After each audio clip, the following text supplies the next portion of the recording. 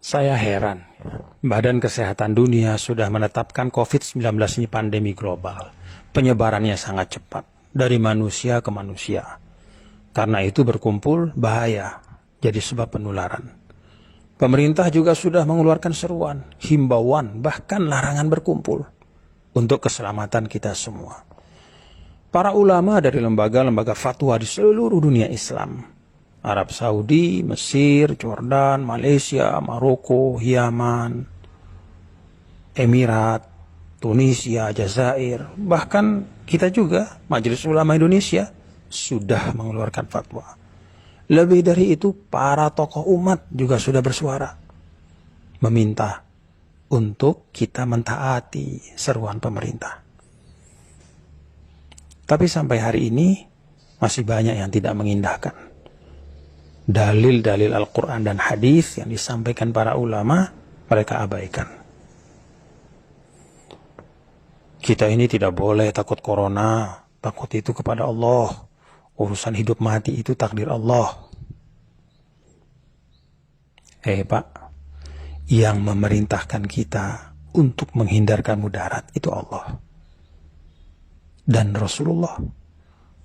Dalam Al-Baqarah 195, wala tulqu bi aidikum ila tahlukah. Jangan menjatuhkan dirimu ke dalam kebinasaan. Dalam An-Nisa 71, ya ayyuhalladzina amanu khudhu hidrakum. Wahai orang beriman, bersiaplah kalian.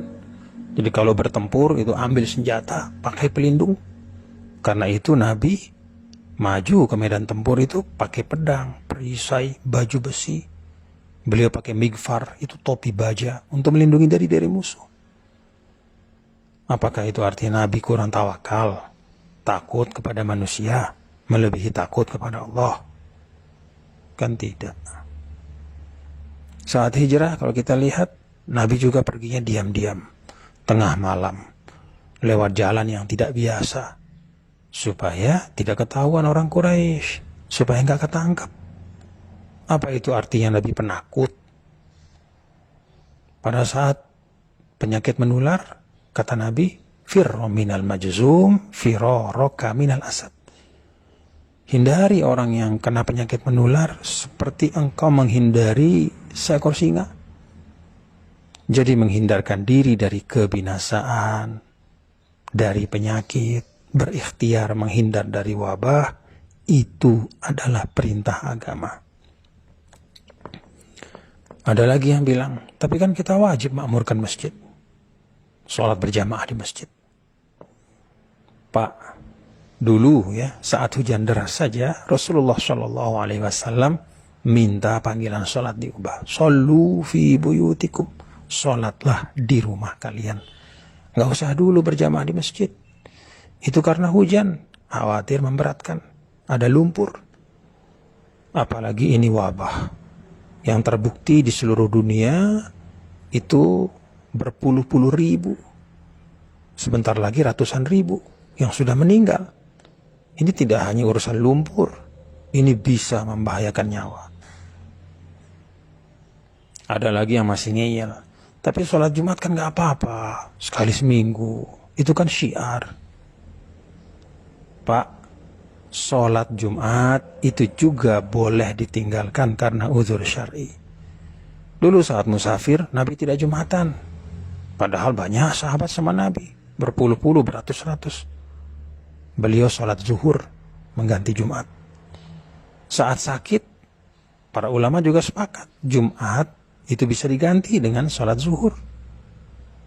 Nah sekarang ini fatwa sudah banyak, jelas, tegas. Untuk kemaslahatan umum, memutus rantai penyebaran wabah, menyelamatkan jiwa manusia. Apalagi penyakit ini kan ada yang disebut asimptomatik, nggak kelihatan gejalanya, padahal dia sudah bawa virus. Karena itu, mari kita ikuti fatwa para ulama kita, ikuti seruan pemerintah, dengar pendapat dari para ilmuwan. Saya malah bayangkan ya, ini orang-orang yang berkeras tetap Jumatan. Kalau mereka hidup sama Rasul dulu, mungkin Rasul SAW sendiri mereka lawan. Pada waktu musafir misalnya, ikut musafir sama Nabi, Nabi tidak sholat Jumat, mungkin mereka demo, protes sama Nabi. Kalau mereka dulu hijrah sama Nabi, mungkin mereka protes, kok Rasul pergi tengah malam, kok takut sama manusia. Pada saat diminta untuk sholat berjamaah di rumah, mungkin mereka demo juga sama Nabi. Ya Rasulullah, ini kok disuruh sholat di rumah? Kan rumah Allah itu masjid. La haula wa la quwata illa billah. Nah, inilah beragama yang disebut dengan at-tadayyun bil hawa wa laysa bil ilmi.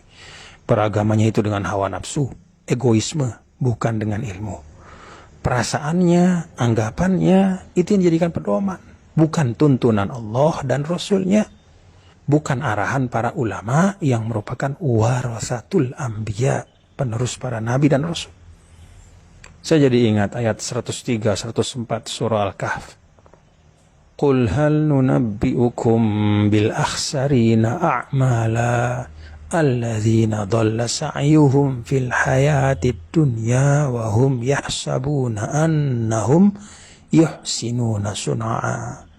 Katakanlah wahai Muhammad, apakah perlu kami beritahu orang-orang yang paling merugi?